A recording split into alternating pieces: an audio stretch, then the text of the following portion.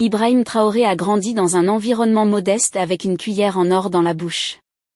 Ses parents, qui étaient des agriculteurs, lui ont inculqué des valeurs de discipline et de travail. Il a commencé ses études primaires à l'école primaire publique de Bondocuit, où il a obtenu son certificat d'études primaires en 2001. Il a ensuite poursuivi ses études secondaires au lycée mixte Dakar à Bobo-Dioulasso, où il a obtenu son baccalauréat série D en 2006. Après avoir obtenu son baccalauréat, il a intégré l'université de Ouagadougou, actuelle université Joseph Kizerbo, où il a obtenu une maîtrise en géologie en 2010. Ibrahim Traoré a suivi une formation d'officier à l'Académie militaire Georges Namoano, AMGN, de Pau, où il est sorti vice-major de sa promotion avec le grade de sous-lieutenant en 2010. Il a ensuite poursuivi sa carrière militaire et a participé à plusieurs opérations militaires à l'extérieur. En 2012, il a été affecté au régiment d'artillerie, RA, basé à Kaya, où il a occupé plusieurs postes de commandement dans l'armée. En 2020, il a été promu au grade de capitaine et a été nommé chef de corps du RA. Ibrahim Traoré active son enthousiasme politique en 2022, lorsqu'il a été nommé chef de corps du régiment d'artillerie, RA, basé à Kaya. Il a ensuite été porté à la tête du mouvement patriotique pour la sauvegarde et la restauration, MPSR2, en septembre 2022.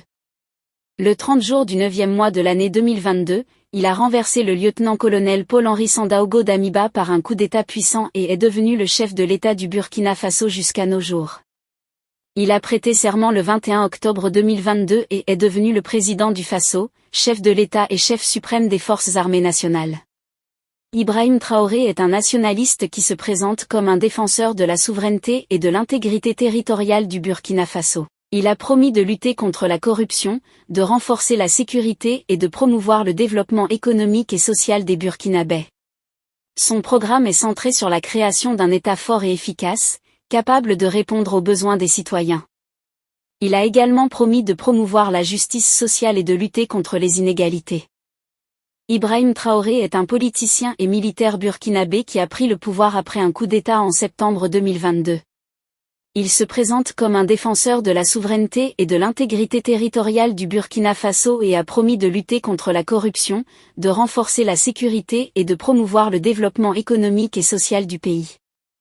Cependant, son régime est déjà critiqué pour ses restrictions des libertés individuelles et pour son manque de transparence. Il est important de noter que la situation politique au Burkina Faso est très instable et que l'avenir d'Ibrahim Traoré et de son régime est incertain. Les événements récents ont montré que la situation peut évoluer rapidement et que les développements futurs sont difficiles à prédire.